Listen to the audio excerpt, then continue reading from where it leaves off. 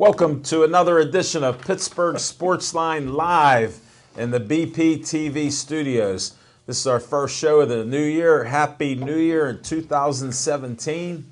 Thanks for watching. I'm Al Levine, the talking machine. Chip Hayner's right next to me.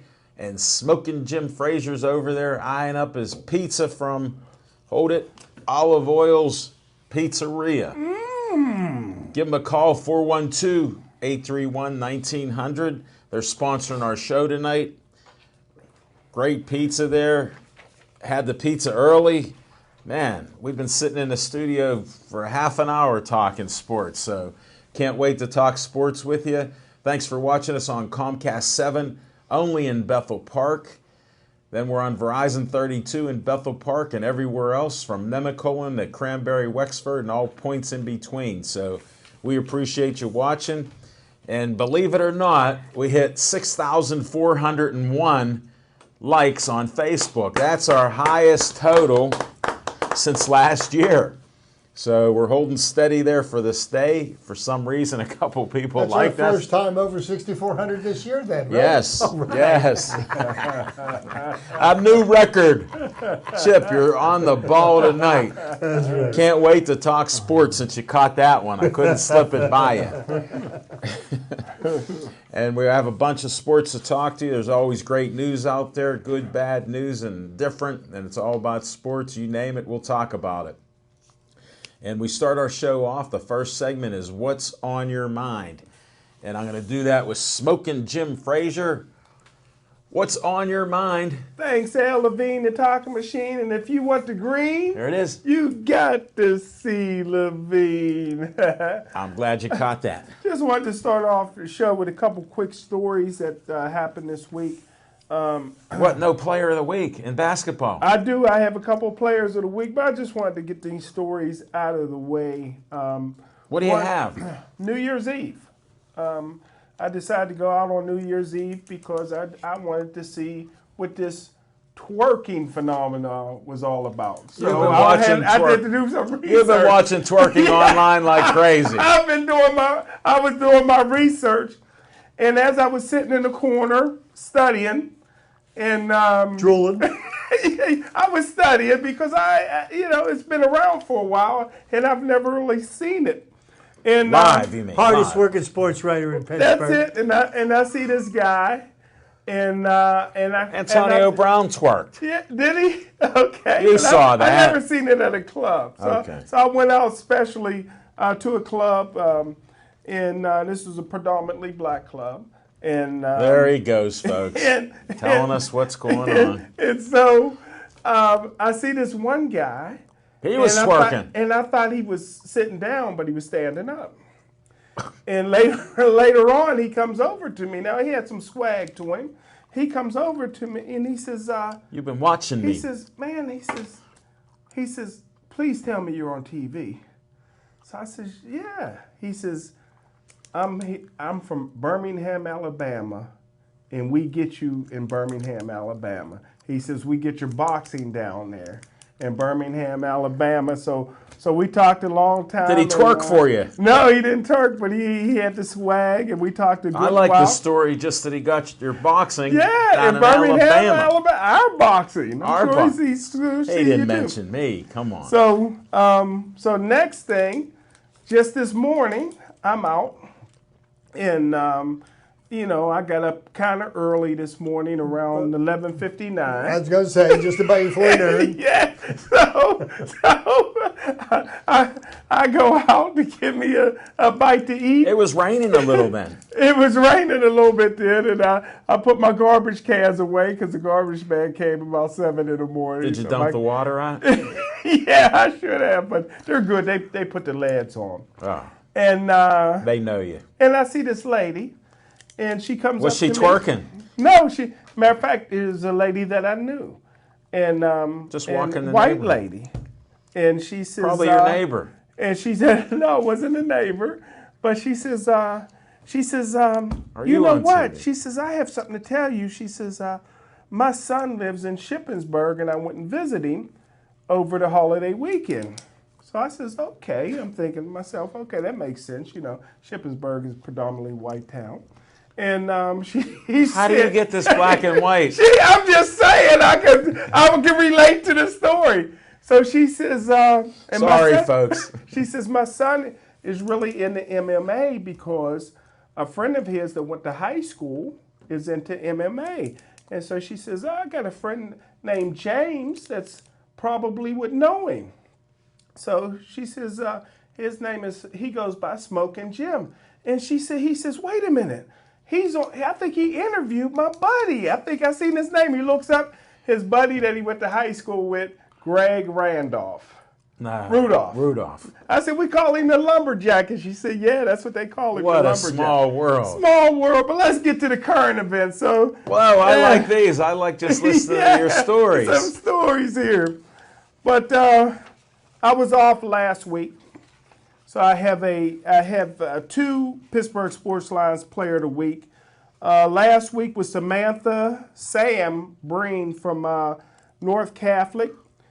She scored 22 points in a 64-42 victory over Burrell. She's the all-time leading scorer in North Catholic history, broke her head coach's scoring record. Wow. Over 2,000 career points. The 6'1" forward is going to Dayton. Nice. And this week, the Pittsburgh Sports Line Player of the Week What sport? in basketball Okay. has to go to Sharon Shafino.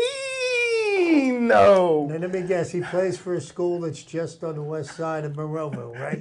Yes. Yeah. Shafino scored 35 points in a game against Lincoln Park. He scored 30 big points against Newcastle. Wow. He's averaging 25 points a game, has over 1,000 career points. The all-time leading scorer in Penn Hills' history is his uncle Drew with over 2,000 points. His uncle Jake played in the NFL. His aunt Angel, a friend of the show, was a great basketball player, and his mama was a great basketball player. So that's it. Pittsburgh Sports Line Player of the Week. One girl, one boy. I saw Angel had posted a video of one of the kids, and that kid's got some mad ball skills. Yeah. Mad He was skills. on the show. Yeah. Yeah. Jalen. I mean, I was watching him. My godson. He's going to be Another breaking one. ankles. He's going to be breaking ankles for the next few years. Yeah, he's unbelievable. And that was Penn Hills, right? School out near Monroeville. Yeah. On the western side of Monroeville. You are one of a kind, Smoking Jim. Thanks for that. What's on your mind with the players of the week Thank you, sir. in basketball? Chip, what's on your mind? Oh, thank you, Alan, and Happy New Year to everybody. It's great to be alive in Pittsburgh in 2017 once again. Spoiled, rotten Pittsburgh sports fans. We've got a playoff run that's going to begin on Sunday against the Miami Dolphins. And just a little tidbit of trivia regarding this game. The last time the Steelers played the Miami Dolphins in the playoffs in Pittsburgh was 1979. Oh, no. And that was a pretty good year. Wow. Yeah. Now, the last time the Steelers played the Dolphins in the playoffs, Dan Marino beat David Woodley and in the Pittsburgh Steelers in the AFC Championship game when Marino lost a duel to Joe Montana. So, you know, there's some history between these two teams. Also, the weekend after the Immaculate Reception, the 1972 Miami Dolphins came to Pittsburgh and beat the Steelers on their way to the only undefeated season. You know, they didn't lose the championship game, unlike a certain team to the north that's been penalized. How many times now for cheating? Not like we're counting. But what's on my mind is gratefully, the College Bowl season is almost over with. You know, How can you tell? yesterday's game, probably the best game of the entire bowl season, had to be the Rose Bowl between USC and Penn State. My friend Jim told me about 3 or 4 weeks ago that right now probably the best team in the country was USC. They had a couple of stumbles early in the season and they recouped. And here's the interesting thing, you know, after Penn State got bombed by Michigan by close to 40 points, If you take USC's record and Penn State's record, they Yes, were sir. combined 17-0 Wow. from that point on. So, Wow. both teams were hot. I think Penn State's got a lot to look forward to next year. Senquez Barkley, if he is not the best running back in college football, I don't know who is. And the quarterback for the USC Trojans, amazing. This young man, he's a freshman, a true freshman. He's got ice water in his veins. And He was the coolest he quarterback fell I've behind. seen. And after the game, even after making the big pass to tie the score, getting the team down to kept his cool, clocked the ball with 5 seconds left, so they kicked the winning field goal. And I mean, it was just like, it was Another just day like, at the office. Just like he walked off the street in front of his house playing catch with his little brother. I'm going to tell you what, this kid's got a heck of a career ahead of him. And that's And an why arm. How about his arm? his arm is amazing. And that's why I want to offer some advice to the hapless Cleveland Browns. Now, you did everything you could to get the first pick in the draft for this coming up season. Maybe not such a smart move, but here's my advice. 0-32 over the next 2 seasons, you will lock up the first pick. This is the kid you should take as your franchise quarterback. But that's not going to happen. But that's just my humble opinion. But, I believe that there's way too many college bowl games. They ought to whittle it down, make earning a bowl bid something that's that isn't a task. 6 wins guarantees you bowl eligibility, and that means that mediocre teams, 500 teams, are going to play in bowl games, and that tells me that there's too many bowl games. So we've got a championship game, number 1 Alabama, number 2 Clemson, rematch from last year. Next Monday night, we'll see what may happen. Everybody's looking for Alabama to roll all over Clemson, but Clemson might have a chance. If they play the way they did against Ohio State, could be a different tune. That's what's on my mind this week. Thanks, Chip. Appreciate it. Want to put some of my brochures out. Stay Joey Strong. This is the Joey Favis Childhood Cancer Foundation. Donate as little as $1. They do a lot of great things in the area, trying to find cures for this DIPG, the dreaded brain cancer that killed Joey before his 9th birthday. Check it out. We end each show with Stay Joey Strong. Then for groups, we have money in Bethel at the BPCF, Bethel Park Community Foundation. $100 to $5,000. Get an application, turn it in, come visit us, tell us what you're doing out there, and we'll get you a vote to help your kids and group out. There's money there. Others have taken advantage of it, so check it out. bpcf.org. What's on my mind is the Steelers resting all their players. I like that. The big 3 Bs were rested. Pouncey was rested. Then I saw James Harrison is lifting weights, and he was rested. He didn't want no rest, but he took the rest. So the Steelers didn't look that good, and lo and behold, they go to overtime, and what happens? They win the game. I mean, I predicted they, run the table, and they did. It's unbelievable what they did. I predicted 12-4. We got 11-5. Man, I was dropping that number. When they were 4-5, did anybody pick them to go 11-5? No. No. And did anybody think that they were going to run the table? The answer to that question is no. I was very impressed. Very impressed. No, it was impressive there. Landry Jones looked terrible. Then he looked great. He just come through. Receivers that we don't even know how they're on the roster, catching passes, getting up, catching other passes. Just unbelievable. Williams, was running the ball. Just a great team effort. Nice to see that happen. Nice strong finish. And it is better to win than to lose, even if you're resting half of the team. But, this week, predict the Steelers beat the Dolphins. I don't care who's playing us. The Steelers will win it. Big Ben will overcome some of that interception thing he's doing, so we got to watch him. And Bell's just having a heck of a season. It's just unbelievable with what he does, his patience, and then the speed and how strong he is. I mean, he deserves being MVP of the team. That's a great honor, so. If I may interrupt Yeah, you go for ahead. 1 second. We're talking about the Steelers game and going into overtime. And when it got to be 4th and 2, and the Steelers were within field goal range. And Tomlin decided to go for it on 4th down because he went for the win. I thought that was a real ballsy move, and it worked out for him. If it doesn't work out, everybody's calling for Mike Tomlin's head. Same thing happened with Penn State yesterday. They went for the win, in regulation. Right. The ball got picked, and it didn't work out for them.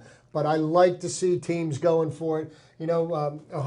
Penn State could have punted the ball, ran the clock out, and played for overtime. Oh, yeah. They decided to try to get the ball in field goal position. They had 2 timeouts. It didn't work out for them, but I love to see teams trying. There you go. And both coaches on both teams are cheerleaders in my mind.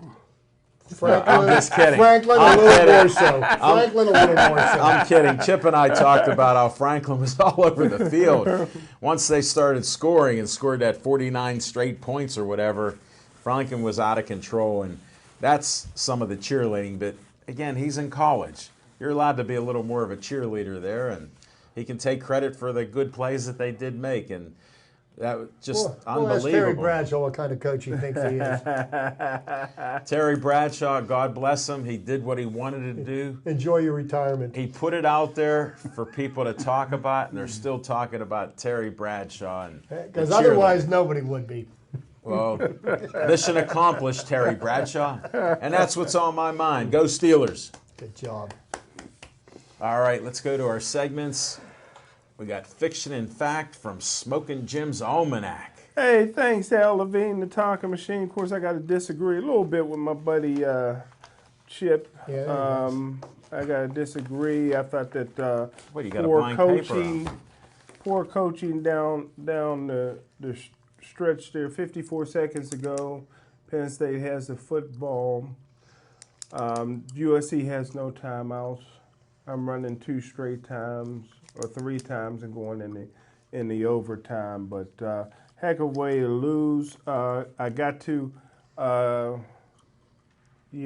take Coach Tomlin to the woodshed on overtime, trying to win a game in overtime. Almost played 75 minutes with your starting defense, pretty much your whole starting defense. Could lead to tired legs here against Miami. I thought that was irresponsible coaching on not only Tomlin, but the entire defensive coaching staff, with the rare exception to Cornell Lake. Because what did he do? I like Cornell, so I'm not going to knock him. But the fiction and fact from Smoking Jim's Almanac, and I'm sure we'll get more into that. Absolutely. Absolutely. We'll have a Steelers segment later. Is congratulations to the best basketball player I ever seen, Terrell Pryor. He went over 1,000 yards, and Artie Burns should have Googled Pryor prior to the game. So he would have got spun around like a top on that one play if he knew who he was going against. He may have made himself a little money. Isn't he an unrestricted free agent after this year? Unrestricted free agent. Bring him home. It's rare that a quarterback can change positions and become a star and gain 1,000 yards. It's very, very rare. And I tell you what else is rare. If I'm the Pittsburgh Steelers, I'm doing anything I can to get the best, purest, free safety that played college football the last 20 years. Malik Hooker from Newcastle out of Ohio State. He's coming out 6'2", guy, outstanding center fielder. Steelers don't have any free safeties. He won't be around as a 32nd pick. Wow. You're right. Good point. But anywho, never thought of it like that. But you predicted beginning of the year Steelers would go to the Super Bowl and win it. You might have forgot with the record and stuff, but so those things could get by you. Chip just brought you back. I help Jim occasionally with some mathematic equations. 32 games, the Super Bowl champ picks last. And I still tried to help him when he kept saying the Pirates would win the World Series. And then in the next breath, or like before that, he'd go, the Pirates have the worst starting pitching. They can't win a game. There's something wrong with them. They need people. And then in the next breath, he kept saying, Pirates are going to win the World Series. It's just entertainment. Well, here's my fiction and fact from Smoking. I can't wait. I was delaying you. Smoking Jim's Almanac, and has to go to the second best high school basketball player I have ever seen. I thought he could have went straight from the basketball court to the NBA. I thought he was the closest thing in high school I've seen to Kobe Bryant, and I seen Kobe play in high school, and I thought he was equally as good as Kobe. I would have encouraged him to go to the NBA for a few reasons. One, I thought he could go right from high school to the NBA. And number two, he was academically ineligible to play college basketball as a freshman. And that's Drew Shafino. 6'3", skinny kid coming out of Penn Hills. Never seen a shot he didn't like to take. Could slam dunk, could slash to the basket. Penn Hills won the WPIL and the state championship with Drew. His 2,318 points is a record that'll probably never be broken At Penn Hills. And Thanks for clarifying. Also, when he went to a year prep school to get eligible, he went to West Virginia University. In his sophomore year, he averaged 20 points a game. Started to pick up weight. Started to get a little heavy. Started to lose a little bit of speed. But one game, he had 11 steals in one game. Another thing that'll be a record. His junior year, he's averaging 17 points a game. And that's when they got a new coach. And him and the new coach couldn't get along. The new coach kicked him off the team. And he eventually transferred to KLU, where all the great academic guys eventually go. He's a fellow Vulcan, huh? He's a fellow Vulcan, I guess. I'm not sure if he ever played at KLU, but he did transfer there. I guess he did play. But then he got fired. But as great as he was on the court, and as great of a family as he came from, he made some mistakes off the court. He got fired as Steel Valley's high school coach. That's recently. That's recently. He was a no-show on Pittsburgh Sports Line. That's bad karma. That's recently. He not only did he play at West Virginia KLU, he played in the CBA, the ABA, played for the Pittsburgh Explosion, which I had a hand in the ownership there. I remember. Lost my shirt. I don't see your hand either. And yeah, I lost my shirt and that thing. And he played 6 years overseas. So, little fiction and fact from the second greatest basketball player I ever seen. Thank you, Who Smokey. was the West Virginia coach that? Berline or what's it? Beeline. Beeline. Yeah. Beeline. Mhm. Beeline. Yeah. He's the guy that ended up transferring to Michigan. Didn't he go to Michigan I after think he you're left right. it? I think Okay. you're right. I think you're right. And his son played at West Virginia too, around that same time. But That's why he had to Stuff, get Jim. rid of Good Drew. stuff. Yeah. Good stuff. Thank you, sir. How'd you get on the Shafino segment? You must have been hanging around with the family. Well, anytime you get to see Angel, and she came home over the holidays. I knew there was a connection. Thanks, Smoking Jim. A little shout sidebar there. A little shout. We see some Sweeties for Jimmy photos with you and her. Woo! All right, Chip, let's get down to Chip's trivia time. Chips trivia time, and as I promised you, everybody last week, this week we're going into the NFL playoffs. So I've got some NFL playoff records that I thought I would share. And as I was digging through my research, I noticed that there's 17 pages of records here. Fortunately for all of you and Al and Jim, we're not going through all 17 pages tonight. I'm going to kind of gloss through. I'm going to carry this over for the Chief, next you can have your dessert now. I'm going to carry this over for the next few weeks. Some of them are kind of interesting. And let's go with the most postseason games won all time. And I believe that recently the Steelers may have passed this team, but the two teams that were tied with 34 wins each were the Steelers and the Cowboys. And the Cowboys haven't made the playoffs in quite a number of years, and looks like they've got a stacked team. They might make some noise in the NFC this year, but they've got to have some stiff competition. Seattle woke from the dead. The coma it was in last year. Green Bay is the second hottest team in football right now to the Pittsburgh Steelers, 6 straight wins. Aaron Rodgers, 40 touchdown passes, only 7 interceptions. Amazing.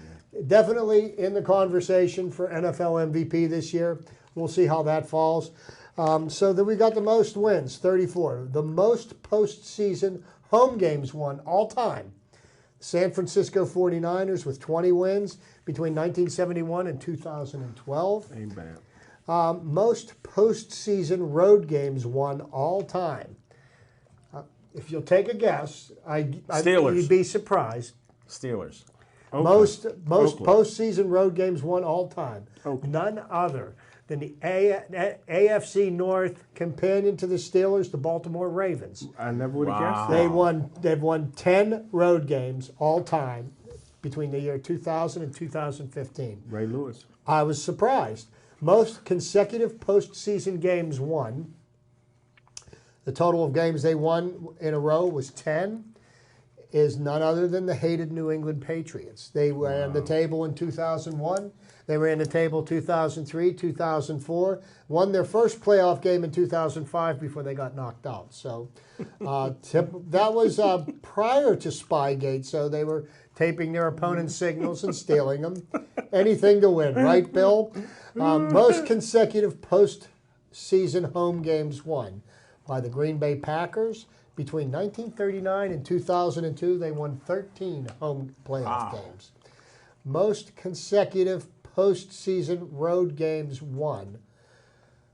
New York Giants from 2007 and 2011. And, I find that hard to believe. well, those happen to be the 2 years that they punked the Patriots. Okay. 2007, the New York Giants reminded the Patriots that 18-1 don't mean squat if you don't win at all.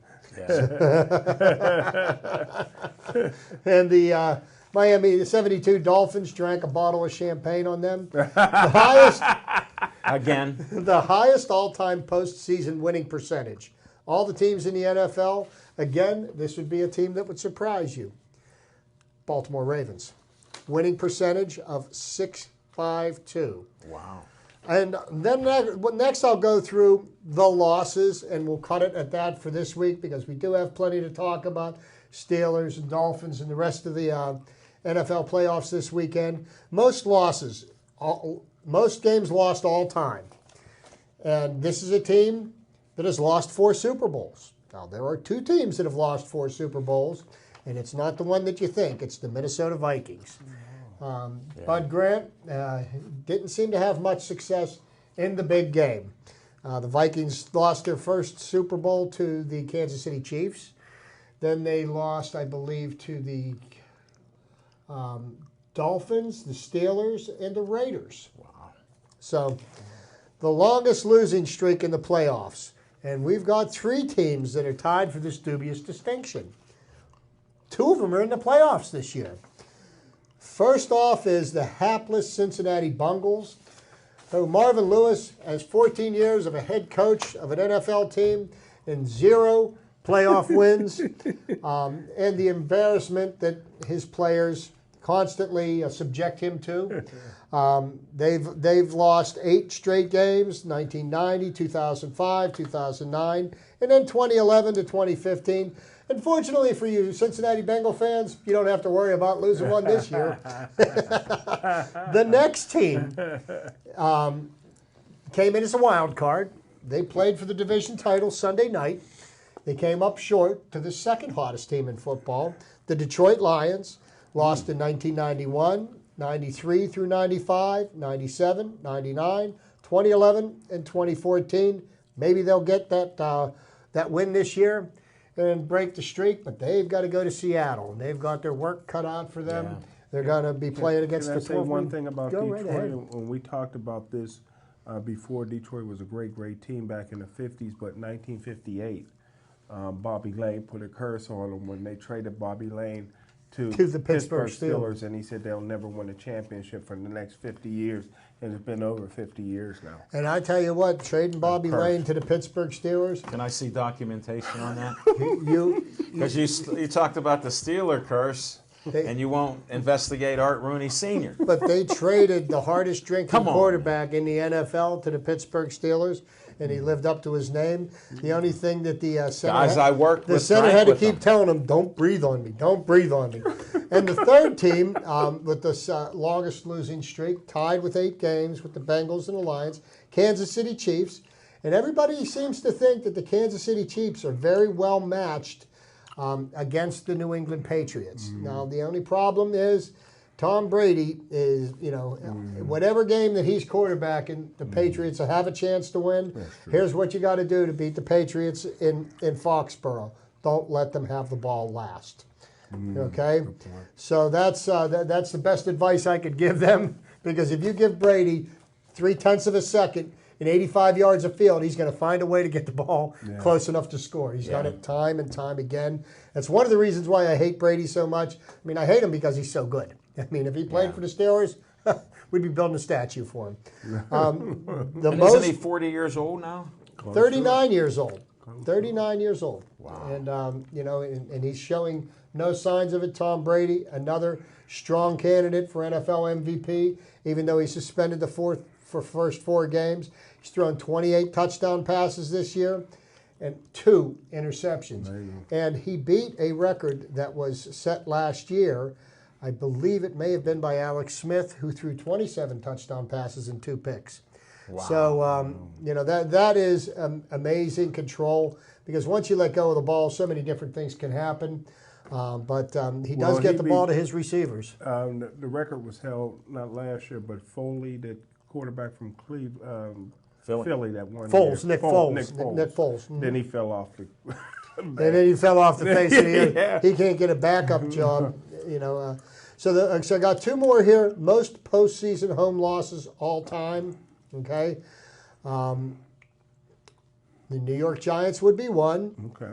Our beloved Pittsburgh Steelers. Really? And the San Francisco 49ers. Yes. Wow. All those years that we lost to the Patriots when they were stealing signals, You can't cheerlead your way to victory in the playoffs. Well, the funny thing is, one of those games was with Tomlin as the coach. The rest of them, a certain Mr. Cowher, who seemed to find a way to blow playoff games with, And he couldn't manage that clearly clock very superior well. teams. He couldn't manage that clock either that well. By bad choices in clock management. Wow. And finally, last but not least, the most postseason road losses of all time. Once again, we have to go back to the team that lost the first team to lose 4 Super Bowls. Once again, Minnesota. the Minnesota Vikings. Wow. But you remember the year that Dante Culpepper and Randy Moss came into the land? They were 15-1, and they were by far the best team, the best offense in the NFL. And Jamal Anderson and the Atlanta Falcons beat them. That was the year the Falcons made it to the Super Bowl. Dirty Bird. And didn't win. First time Gary Anderson missed a field goal all year. Mm-hmm. But the other Anderson, Morton Anderson, made his. Yeah. Which one's in the Hall Fiction and Fact from Smoking Jim's Almanac, part So once 3. again, that's part 1 of our playoff trivia. More to follow next week. All right. Thanks, Can't Chip. wait. Great Very job, good. Chip. Learned a lot of stuff I didn't know. Can't beat that. On location, Atria's PNC Park, 7 o'clock to 8 o'clock next Monday. That's Atria's PNC Park, right at the stadium. Check us out. Come on down, watch the show live as we tape it. So can't wait to see you down there. All right, let's dig into the Steelers and this playoff game they got coming up. What's your thoughts? Well, first let's go back and revisit the game on Sunday. It was an exciting game to watch, and it was a pretty poor performance of preparation by the Pittsburgh Steelers. All they heard about the 1-14 Cleveland Browns. We don't even have to show up. We're going to sit our 4 stars on offense. We're going to sit James Harrison, and somehow the Cleveland Browns didn't get that memo. They came out and they played like they wanted to win the game. Well, they have the youngest team in the league. Well, with only one of our 5 offensive linemen sitting on the bench, we couldn't run the ball. We couldn't protect the quarterback. Landry Jones, I will say, as the game went on, Landry Jones got better and the offensive line started playing better. But they looked horrible in the first half. And I can tell you this, I don't care if the team's 0-15, 1-14. You cannot take a week off in the NFL. And fortunately, we came through that game with very minor injuries. But, when you don't play to, your fullest potential, you leave yourself open for injuries. And, our downfall the last couple of years in the playoffs has been players getting injured. Oh, yeah. Okay, we haven't had Le'Veon Bell in the playoffs ever. Right. We've had Antonio Brown knocked out of the play. We had a chance to try to make it to the Super Bowl last year and almost beat Denver in the AFC Championship game. Antonio Brown could have made a difference. So, he would have. they need to strap on their chin straps and they need to buckle down. And, there is no tomorrow. It's one and done now. So right now, there is no favorites as far as I'm concerned. Everybody is 0-0. You got to start winning one at a Well, time. the Steelers are 10-point favorites. Well, they may be in the books, but you know what? Both teams are 0-0. And, Ryan Tannehill has not yet been ruled out of the game. His coach says that Tannehill wants to play, but he's not going to listen to his quarterback. He's going to listen to the doctors. And if he's capable of playing, they will. Matt Moore has been 2-1 as the starter in replacement of Ryan Tannehill. Seems to be managing the offense well enough. Now, Ajayi put 200 yards on the Steelers the last time they played them. Look what happened last weekend. The Cleveland Browns, I don't care who was sitting on the bench, rushed for over 200 yards against the Pittsburgh Steelers. We cannot let that happen this week. What's the running back's name for Miami? Ajayi, Is that his first or last? that's his last name. And I don't know what his first name is. Otherwise, I would have mentioned it. I assume with a name like that, he's blind. But No. no, No, he's Aqua. He's Aqua. But like Chip said, I couldn't have said it any better. First of all, my favorite offensive lineman since Conrad Dobler, Rich Incognito, and he'll be playing. Laramie Tunstall probably have his mask on before and after the game. Good. and hopefully he can stay away from Le'Veon Bell because we don't need anybody getting suspended. But I think the key will be Pouncey's brothers on injured reserve. Is it? So they're playing without their center. I would play Moore if I'm Miami. He's a conservative quarterback and he's healthy. I don't like making a Good game manager. good game manager, pretty good for Oregon. But that defensive line they got, if they come to play for Miami, Why wouldn't it's they? going it's going to create a lot of problems. And and then to speak to the defensive line, the person that is a great defensive lineman, probably more known for being the dirtiest player in the NFL, Nottingham Suh. I love it. Here's what the Steelers have a lot of experience with the extracurricular activity, just like they did against the Bengals the last time. Suh is going to take the extra shot when he can. When the ref's got his head turned, he's going to step on somebody's leg or somebody's kick somebody. hand, He likes and he'll to do kick somebody. around. And what the Steelers can't get caught up into is retaliation. Between the whistles, you do your work, you walk away, and and ultimately you can beat somebody like that. Like I said, we have had a lot of experience with, dirty play, if that's what you want to refer to. It's on the edge. Yeah, I mean we practice against them every day, and James Harrison, so they're used to it. He's in the weight room most of the time. humping But that the last 500. time the Steelers played the Dolphins, Ben had probably one of his worst days. He looked terrible. That was the week that he tore his meniscus in his knee. He was Hopefully immobile Ben's- the second half. Well, and then why they let him play? I mean, He told him he was playing. well, he told him he was playing. That's as a coach, you need to protect. Sometimes you need to protect people from themselves. We don't live in our fears. You know what? But you know what? That being said, Cowher would have sat him down. Here's Mike Tomlin's resume: 10 seasons, 103 wins, 57 losses. That's a 600 winning percentage. He reminds me of George Seifert from the San Francisco Yeah. 49ers. He inherited a great team, too. Then he went to Carolina and got exposed. So you think Tomlin's so still you think here. Mike's going to go to Carolina?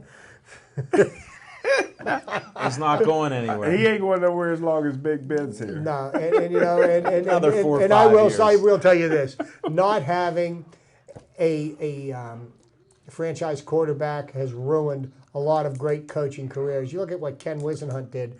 He went to he went to Arizona, and he had Kurt Warner for a couple of seasons. Took him to the Super Bowl. As soon as he was gone, and he had to rely on Matt Leinart, he found out what everyone else already knew. He wasn't an NFL quarterback, and then you know subsequently, he lost his job there. He lost his job in Tennessee because again, Mike Mularkey backstabbed him. he may or may not have, but he happened to be the right man in the right place at the right time, and sometimes it's better to be lucky than good. Anytime you bring somebody in on your staff and you get fired halfway through the season and they get promoted, make me think there was a little backstabbing. So you know, so here's some Good point, interesting Smoking matchups. You've got the Oakland Raiders, who are now down to their third string quarterback. Really? And their first time in NFL history that a starting quarterback will make his first start in the NFL in the playoffs. Connor Cook is supposed to line up under center for the Oakland Raiders against the Houston Texans. Now, the Houston Texans will be starting Brock Osweiler, who was benched 3 weeks ago for Tom Savage, who couldn't lead Pitt to more than 6 wins when he played here at Heinz Field. So you've got that as the first game to be played on Saturday afternoon. Now, Stay tuned. stay tuned is right. You know, so You gonna watch that? probably for lack of anything better to watch, How can I you will. not? Then you've got the Detroit Lions facing the Seattle Seahawks. What kind of shape is Matt Stafford's finger going to be in? Is he going to be able to move the Lions' offense against a pretty stout That Seahawk finger defense? doesn't even rest on the ball. And Russell Wilson is one of the premier quarterbacks in the league. Russell Wilson will do all he needs to do. Has he been the for same since he Seahawks. got married? He married He's a healthy celebrity. now. I don't know. Is he married? He married a celebrity, yeah. He got past those injuries. Now he's healthy. He's actually running the ball now. Russell Wilson. So do we get to the Sunday Russell games? Wilson. And we've got the Packers. I like them. We've got the Packers against the Giants. And the Giants got to travel to Lambeau Field. Oh, that ain't fair. Then you've got the Steelers and the Dolphins playing on Sunday. So there's some interesting matchups, and where the chips may fall, we'll find out Sunday We're bragging. afternoon. The chips. See, you know, a little plug for myself there. Little, very little. But so, you know, we've got some interesting matchups this week. But Jim and I were talking about this just before we went on the air. You know, the Steelers' path to get to the AFC Championship game is laid out right in front of them. All they need to do is focus on beating the Miami Dolphins this week. Don't look any further than that. The Dolphins are going to give them everything that they've got, and they're going to have to play their A game to beat them. Yeah, Kansas City will kill whoever wins. Whoever got to go to Kansas City. And that's smoking Jim Frazier being outspoken and entertaining at the same I happened time. to be at a game this year, and 2 things I remembered about this game. One, Kevin Green got his Hall of Fame ring at halftime in the pouring rain, and the Kansas City Chiefs got tattooed by the Pittsburgh Steelers. I believe it was 42-14. So Anything can happen. anything can happen, and you know. But I will tell you this: Alex Smith. You know, I was talking about the San Francisco 49ers, and they haven't been in the playoffs since 2012. Now, here's a team that went to the Super Bowl in 2012 and has completely imploded to the point where they're 2-13, 2-14 this year. Yeah, 2-14 this year, and they have no hope at quarterback, and the general manager thought it was such a great idea to trade away Alex Smith and keep Colin Kaepernick. And Colin Kaepernick was a brief flash in the pan. After 1 or 2 good seasons, his skills started deteriorating. All Alex Smith has done since he's been traded to the Chiefs is taken him to the playoffs every single year. Alex Smith may not be flashy. He's a great in the Kansas City Chiefs offense. He plays within himself. he won't lose a lot of games for you, and he'll do what And he you needs need to that. do to win. You need that. You know, I mean, if anybody would have ever taught Tony Romo how not to lose the game, the Dallas Cowboys may have been the dynasty of the 2000s, but he never got that memo. Well, Jerry Jones still believes he will. So. Yeah, well, Jerry Jones believes a lot of things, but I believe that Tony Romo will be playing in the NFL next year, but for somebody other than the Dallas Cowboys. Do you guys think that Ladarius Green will play? I don't know. That's hard to say because, he did have concussion issues with the San Diego Chargers, and there was lots of argument back and forth, and anybody that differs with their opinion with Mike Tomlin, as my friend Jim knows, doesn't get very far, but people were saying it was his ankle that was keeping him out of the games. Other people were saying that it was his post-concussion syndrome. So, he got his head bopped, and, it seems to be that once you start with a series of concussions, you become more susceptible to concussions. And is he going to be ready to play? The Steelers can win without him. He does make a nice addition if he's healthy and capable of playing. I do like what he brings. What is he, 6'6"? 250, 260, and he's got decent speed. He opens up the middle of the field, which And his hands are a little suspect at times, but he does catch a few of them. Maybe that double vision, from being his bell rung so many times might affect him. But a guy coming back will be Tuitt. I heard Tuitt will be back on Sunday. Tuitt's supposed to play. He sat out last weekend's game, and after the game was over, on the field, he proposed to his girlfriend. And and she said yes. Really? Mm-hmm. I got the inside info, Jim. Yeah. You spent all that time over on the south side. I don't go anywhere there. They don't even know the Ed south side. Bouchette posted that, I didn't know that. Steelers Insider, yeah. But, will he play? If the doctors clear him. I don't know if he has been cleared yet. I heard that he was out of the concussion protocol. I heard he's out. But I guess practice starts tomorrow, and I guess that's going to dictate who plays this week.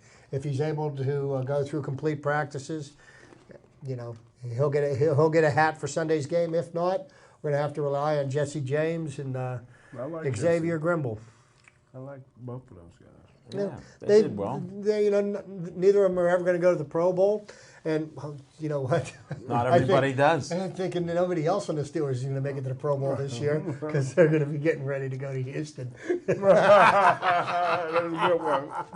That was a good one. Are you really seeing the Super Bowl for this thing? You know what? I've become a believer after this last 7 weeks, and here's the reason why. If you look at the last 3 games the Steelers played, they all came from behind victories, which were games that once the ball started rolling in the wrong direction, it would snowball on the Steelers. Buffalo, Cleveland, and the Cincinnati Bungles. and here's the thing: we won 2 games where Ben played terribly. So I mean, without Ben playing his best, we were still able to win games and come from behind. And Ben was the deciding factor in each of those games at the end of the game, which he does have the ability to do. He has that short memory of those interceptions. It's sucking. Yeah. If the Steelers can focus their attention on the task at hand, I believe they have the potential to win it all. Now, will they? Steelers teams have notoriously been known to, blink or not show up for a few series, and then playoff football's different than the regular season. The same way the regular season's different from the preseason. Everything's going to get turned up a notch. Every single play is going to matter. So they're going to have to stay focused, and Mike Tomlin's going to have to get an extra set of pom-poms and make sure that he cheers the boys on to victory. Just watch those 2-point conversions, Tomlin. And I'll There's tell only you what, 3 of 9. We got to watch. I was very pleased to see last weekend that, they didn't even bother trying to fool with that. It was all about, let's get the points, let's win the game. And ultimately, that's what they ended up doing. Well, it makes sense. You put the best players down. I hope the rest help the Stars and they come out on fire. Can't wait to see that. And I'll tell you something else. I have been kind of critical of Antonio Brown. I thought he was a me-first kind of a player. He showed that in a lot of immaturity as we were going through the early parts of the season. But as the season grew on and we started getting deeper into this winning streak, it appears to me that he's become much more of a team player. And the fact that he didn't make any noise about giving up the NFL receptions title this year and sitting out the game because he's got his eye on a more important task. He doesn't have one of these yet. He hasn't gotten his ring, and it's time for him because he's had to listen to his buddy Emmanuel over in Denver. He's probably been flashing that big gold ring of the Denver Broncos got for him last year.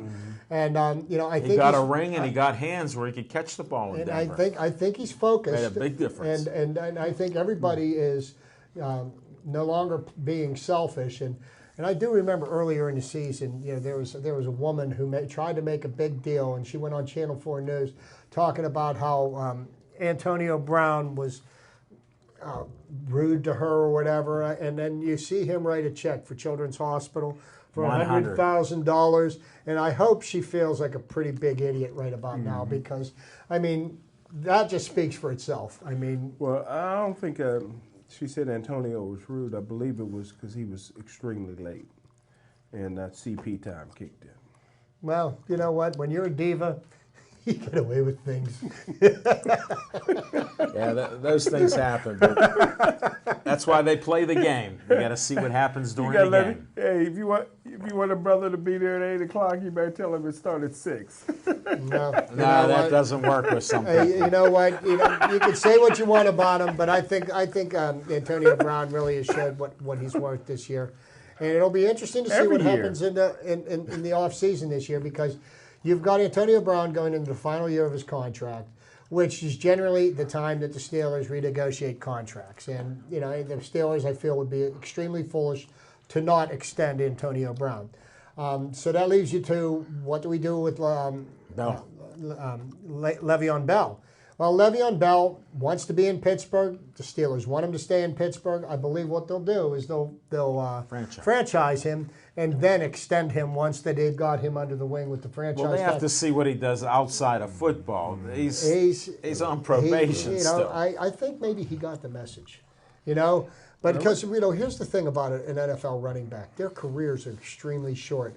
1 year, you're on top of the league, and the next year, nobody knows where you are. Look what happened to Terrell Davis. Terrell Davis was one of the greatest running backs in a very short period of time. And, running backs, they have a short shelf life. So I think somebody got to him and said, look, you got an opportunity to make a big chunk of money over the next couple of years. And if you screw this up, you're not going to get another opportunity. He'll screw it up. Oh, why is he going to screw it up? They're addicted to that. When you're in the protocol, it's hard because you're randomly tested.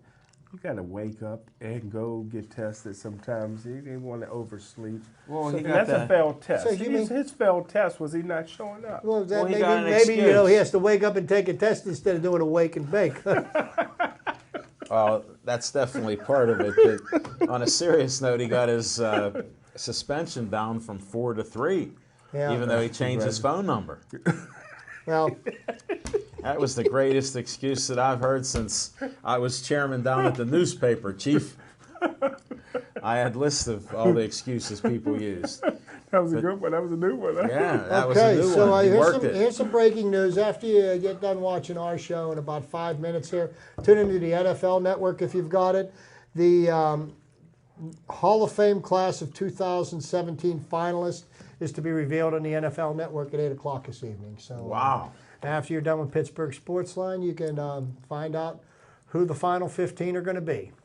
Final 15, and then they'll whittle that down to whoever Would T.O. make the final 15? I don't know. I don't know. Because it's a popularity contest, and it's not about being popular with the fans or with your peers. It's about being popular with the sports writers. And Terrell Owens just didn't really care and made a lot of enemies. And, the sports writers can't do much, but they have the votes and they can choose to exact their pound of flesh. We've seen it happen in baseball.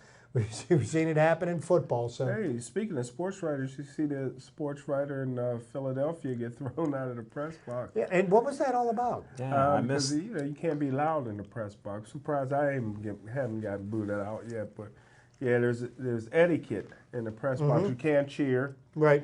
and you can't because they say if you're loud, the other riders can't distracts them. concentrate. They can't. Yeah, Right. they can't concentrate. Well, look at on what it. you're really- doing at the and as time. a That'd be sports writer- distracting. Yeah. And you're a sports writer. You're supposed to be unbiased.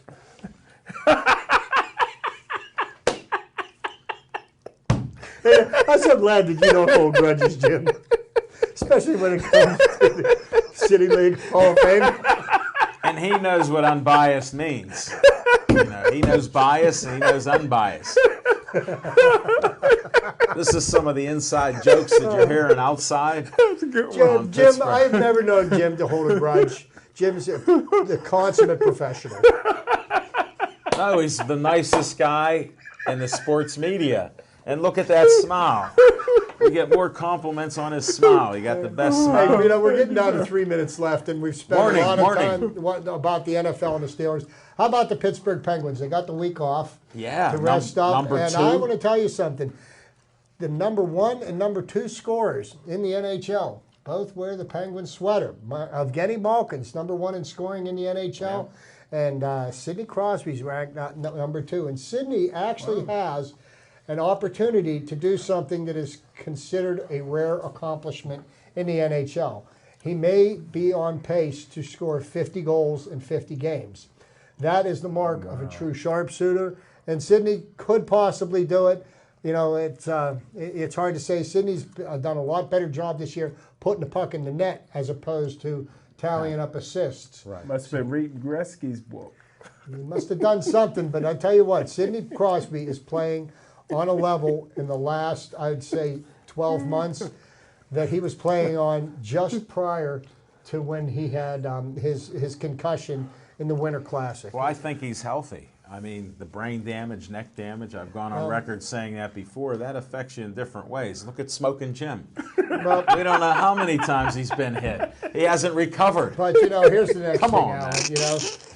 He's healthy and he's happy because he's okay with the coach we have for the time being. Okay, now he's gone through 4 of them already, and I wouldn't expect any less than 4 more to go by the wayside before he ends Well, up they having have his a skates shelf life of around 4 years, the coaches. Yeah, in the NHL. In the NHL, it's a lot. That's about Speaking 4. of coaches, and I'll make this quick. You saw how many coaches lost their jobs in the NFL, and at what point is the NFL going to stop recycling all these coaches that are lousy coaches? For example, how many more teams does Rex Ryan have to ruin like him. before you stop giving him a head coaching position? He may have been a good defensive coordinator at one time, but you know what? Stick to what you're good at. You're not a good head coach in the NFL. Look at your record. You haven't had a winning season since 2010, okay? So, I mean, Hold it, that's like 7 years. yeah. And so, but so that, we're going to find out what's going to happen with the coaching hires. And I know we're getting down under a minute, so I want to make sure Alan's got all the time he needs to Oh, wrap we got this up. time. We got time. I'm glad you shared that point. Smoking Jim's sitting there, his mouth's open. He loves Rex Ryan. I do. And he liked his dad, Buddy, and his brother. He loves them His all. brother's probably the worst defensive coordinator in the history And my of the league. favorite receivers all play in New England. Oh, What does that mean? My last word. Michael Floyd. Thanks, Smoking Jim. You just like the video they have. All I got to say to Michael Floyd is make mine a double.